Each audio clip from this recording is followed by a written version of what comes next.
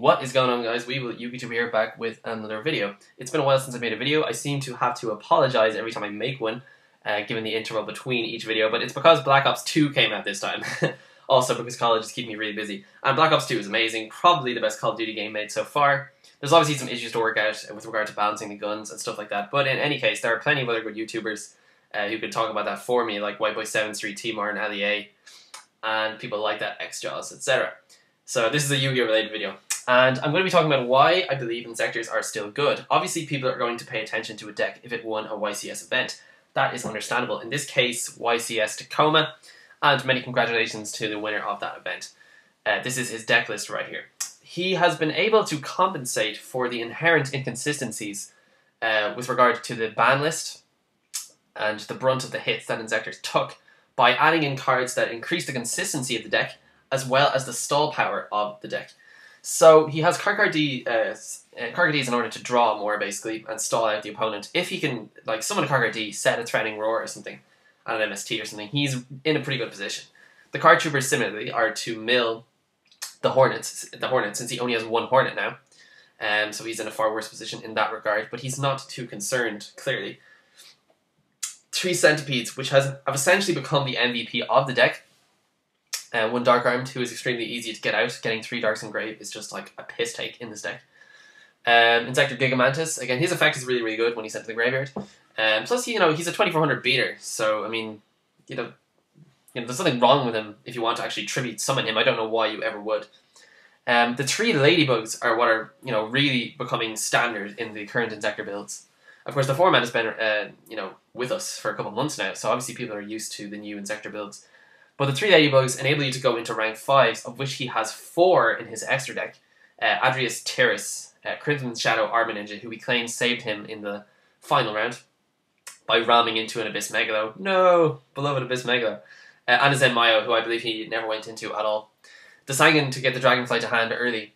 The Reaper and the 2 Tour Guides. But the point I'm trying to make is that he doesn't need to rely on the Dragonfly play anymore.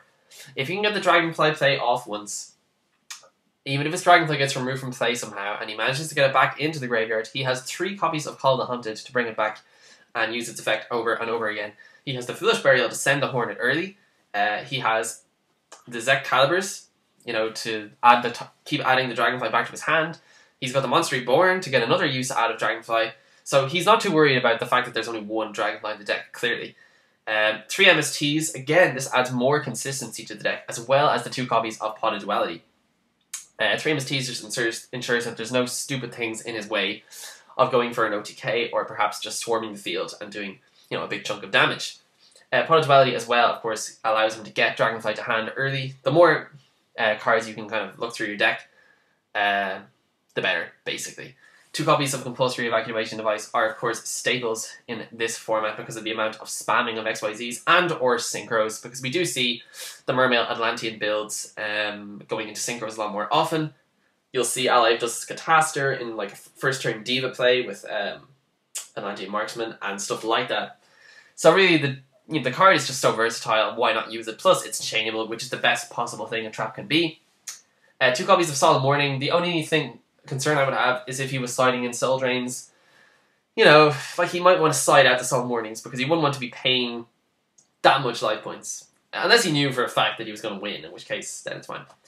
As for the side deck, he pretty much covered all his bases. That's another reason why he won. Of course, we can always look back in retrospect at an event and say, oh, he won because of this and this and this. Although, bad hands, being pretty common, he could have also just drawn badly and placed 4th, for example. But, he obviously did the best with the hands that he had. So he has 2 Rykos for those Macrocosmos, Shadow Imprisoned Mirrors, other annoying stuff. The 2 Maxis for the likes of Windups and other, annoying spammy decks, as people like to call them.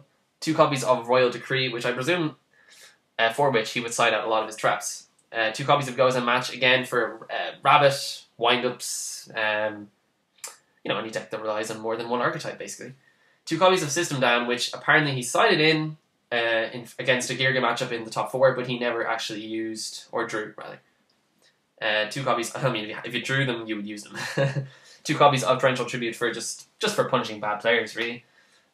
People who like to overextend and think they're like a boss, and then you're just like, haha, Torrential, and they're like, ah, shit. And of course, you destroy your own Sanguine, and you search up your Dragonfly, you have a Hornet in your hand, and you proceed to derp. And 3 copies of Soul Drain, really, really good against, Mermaid Atlanteans, that sort of thing, were going to be pretty popular. Just because they were new, not for any other reason. Although they did take 7 out of the top 32 spots, which is impressive. Kudos, because I love that deck. I have to be honest. The extra deck is pretty standard as well. The rank 5s I've gone through, so he has Utopia and Maestro as for the rank 4s, and then the rank 3s he has 2 Leviathan, Leviair, 2 Zen mains. I love Zen mains. Don't you just love them? Giga Brilliant is part of the OTK, so you kind of need him. Temtempo, Acid Golem, and Gachi Gachi. This deck is no longer an autopilot deck. That's the first thing I noticed. I mean, I used to think of Giga Brilliant as being part of like a stupid OTKs. They were just ridiculous. I presume the OTK nowadays involves a Dragonfly, a Centipede, a Ladybug, probably a Ladybug and a Call of the Haunted. And that would enable you to get the Dragonfly effect off twice and get 4 monsters on the field. And then you'd be able to search up the sword. Yeah. And once you do that, you just equip it and you do a bunch of damage and you win, basically.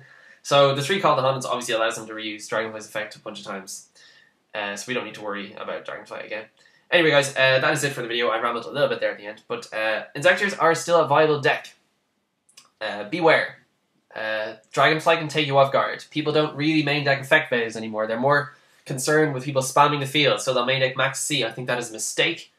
I think effect failure is still very, very good. I think you should definitely consider effect failure. Just because there aren't stupid things like the wind-up loop or 3 Dragonflies and 3 Hornets or anything like that doesn't mean that you shouldn't main deck effect failures, or at least have them in your side deck. You just can't forget about these rogue decks. But side decking, as we know, by its nature, is based on like an aggregate of, the highest probability of a certain deck showing up at an event. And if that deck doesn't show up, then you've pretty much wasted a slot, or 2 slots, or 3 slots in your side deck. So you have to make sure your side deck is as versatile as possible, and it covers as many of the bases as possible. Anyway, guys, I'd build this deck if I were you, because it's cheap. The most expensive card now is probably Gigamantis or Deck Caliber, and that isn't even that expensive. The Hornet is $15. It used to be $40. And I'm not advertising a card based just because it's $25 cheaper than what it was. Some players aren't even willing to pay the $15 or whatever it is for the Hornet. And that's fine. But I would, sincerely recommend trying it out, because it's a good deck, it's consistent. It does take a lot of skill. It is a very technical deck. I mean, looking at it, the monsters are all weak and pathetic, and you need to know when to stall, you need to know when to push. It's just sort of a matter of intelligent play. You can't just kind of spam like you do in Chaos Dragons, not worrying about the consequences like people used to do. But in any case, it's a good deck. I highly recommend trying it out. And again, congratulations to the guy who won the event. There's a video, Cinemax Team Symmetry, I think, put up a video of the actual deck profile that he did live. So that's pretty cool if you want to actually kind of check out his explanations for why he used certain things. So check that video out. Anyway, guys, that's it for the video. Thank you so much for watching. And I'm the YouTuber. I'm signing out. Catch you guys later.